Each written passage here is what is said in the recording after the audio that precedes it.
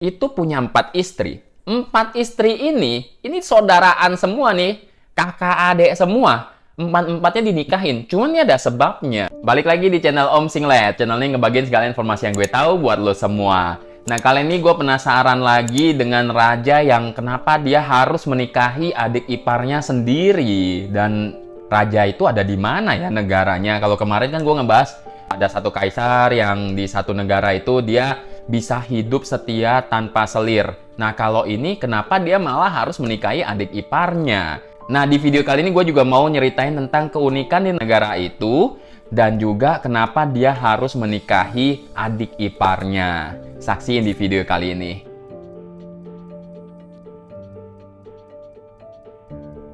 Negara ini cuman berpopulasi sekitar 700.000 orangan doang ya. Sekarang mungkin udah agak nambah. Ya, ini lebih kecil daripada Kota Bekasi. Kota Bekasi bahkan lebih gede daripada itu. Jadi ini negara yang kecil banget ya. Nah, cuman negara ini punya raja yang memang dia harus menikahi adik ipar yang nanti gue bahas di akhir video ini.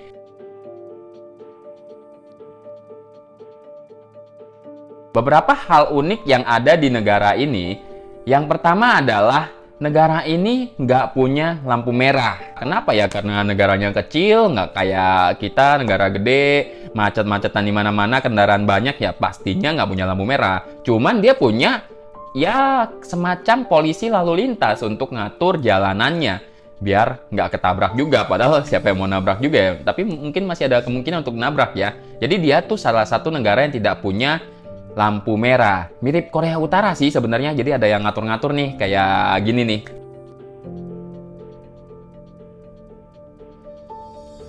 Nah, terus yang kedua, itu kalau lu suka ngerokok, mendingan lu jangan ke negara ini. Karena dia bakal menjarain lu. Karena rokok itu termasuk ilegal di negara itu. Meskipun ada peraturan ya katanya boleh import 200 batang dengan pajak sampai 200%. Tapi tetap aja katanya di sana itu ilegal kalau lu ngerokok, nggak dibolehin. Nah, ini juga yang menjadikan dia salah satu negara yang nggak menghasilkan emisi karbon yang sekarang tuh katanya lagi hype-hype-nya tuh karbon-karbon, yang ada bursa karbon, yang ada ya buat global warming atau biar dunia ini nggak makin panas. Nah, di sana itu udah tadi dijelasin kendaraannya dikit, orangnya dikit, terus nggak boleh ngerokok lagi, nggak ngasilin asap apapun. Jadinya otomatis dia itu minus karbonnya. Nggak kayak kita, nggak kayak negara-negara lain yang menghasilkan karbon itu berlebihan. Karbon itu ya, polusi udara. Seperti itu sih.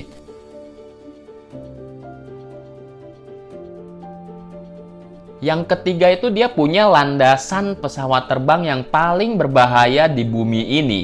Jadi salah satunya itu ada di negara ini. Bahkan katanya hanya ada sekitar 8 pilot yang memiliki sertifikasi untuk boleh ngedaratin pesawatnya di sana. Katanya pesawatnya itu harus disetir dengan manual, nggak bisa autopilot, nggak bisa otomatis karena banyak tebing, banyak apa. Kalau lu salah-salah dikit, pilot yang nggak berpengalaman, udah jatuh ke tebing langsung atau nggak nabrak gunung karena ini posisinya tinggi. Nah, pilot-pilot ini memang katanya ya cuman ada di airlines-nya mereka doang, namanya Duke Airlines ya kalau nggak salah.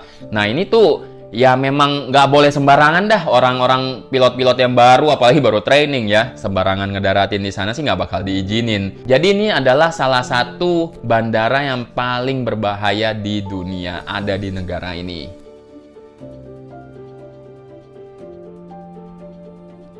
Nah, yang selanjutnya lagi, itu dia adalah salah satu negara terakhir yang kenal televisi. Nah, di Indonesia aja nih, tahun 1955 orang-orang tuh, beberapa orang lah, mungkin orang kaya ya, udah punya televisi, nonton saluran, katanya saluran dari Uni Soviet yang menampilkan satu acara lah. Nah, tapi resminya itu TVRI itu adanya di tahun 1962. Lu bisa bayangin kan jauhnya dari 1960-an, bahkan udah kenal televisi dari 50-an tadi, sampai dia tuh di tahun 1999. Berarti itu udah mau 50 tahun dia baru kenal televisi warganya itu.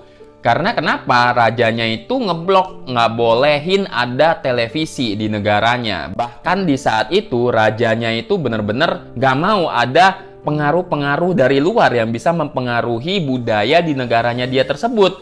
Jadi kalau lu perhatiin di negaranya itu, bahkan mereka punya kode baju atau punya baju nasional yang harus mereka pakai terus. Jadi mereka nggak mau tuh ada budaya-budaya asing yang mempengaruhi rakyat-rakyatnya. Nah, tapi di tahun 99 ini akhirnya dibolehin tuh ada televisi. Sekaligus di saat itu juga akhirnya ada internet. Ya meskipun saluran-saluran di saat itu, saluran televisinya ya masih dari India ya, karena kan dia berbatasan dengan India. Nah, ini udah makin tahu nih pasti negara apa.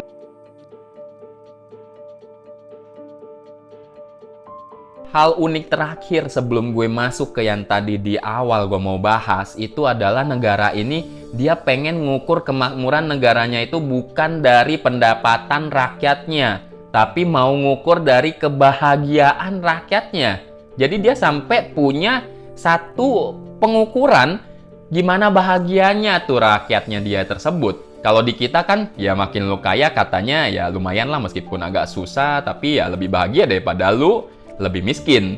Jadi kenapa kebanyakan negara ngukur negaranya itu makmur atau enggak ya dari pendapatan rakyatnya. Kalau dia tuh nggak mau, menurut dia kalau lu kaya belum tentu lu bahagia. Mendingan lu ngukur bahagia daripada lu ngukur lu kaya apa enggak. Ya miskin juga kadang-kadang bisa bahagia ya. Nggak tahu deh, bener nggak? Nah, tapi inilah negara satu-satunya di dunia yang unik banget. Dia nggak mau ngukur kemakmuran negaranya dari pendapatan rakyatnya. Nggak tahu sih ngeles apa enggak ya. Cuman harusnya sih emang ya pemikirannya beda aja. Dia kepengen ngerasa rakyatnya itu bahagia itu lebih penting daripada pendapatannya tinggi.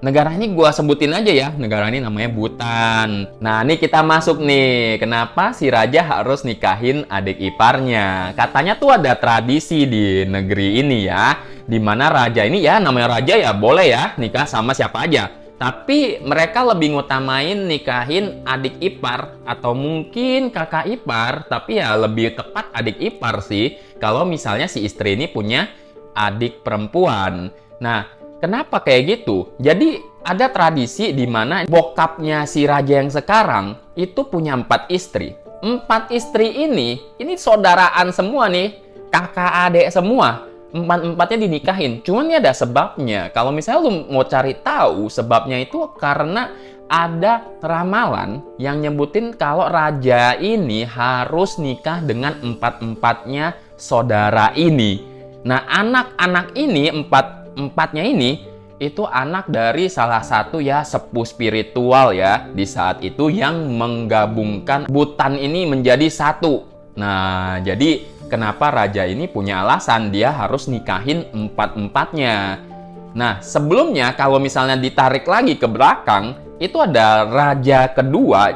Jadi yang tadi tuh raja ketiga, yang sekarang raja keempat. Nah, kalau raja kedua, dia juga nikahin adik iparnya juga. Sedangkan istri raja yang sekarang atau ratu ini punya 4 saudara lainnya nih. 2 saudara laki-laki sama 2 saudara perempuan. 1 saudara perempuannya ini udah kawin dong sama saudaranya si raja. Nah, sisa 1 nih belum kawin. Nah, katanya sih ini belum ada yang tahu ya mau dinikahin apa enggak. Cuman rumornya sih bilangnya kalau si raja ternyata tuh nggak mau ngikutin tradisinya negara ini.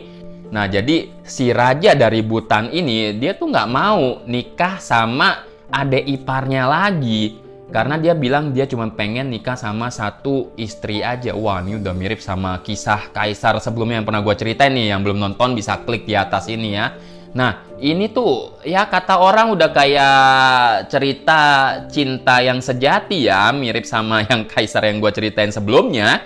Nah, dia tuh nggak mau nikahin adik iparnya dia sendiri. Sedangkan adik ipar yang satu lagi itu dia nikahkan dengan adiknya dia sendiri gitu. Nah, jadi kalau lu pada kira-kira sebagai raja mau nggak tuh nikahin adik ipar lu sendiri? Nah, kalau yang mau komen tapi tanpa ketahuan sama istri lu ya. Ya udah gitu aja cerita kali ini. Semoga membawa manfaat yang banyak bagi yang mau nikah dan bagi yang nggak mau nikah juga bisa mendapatkan manfaat. Nantikan cerita Om Singlet selanjutnya. Thank you guys.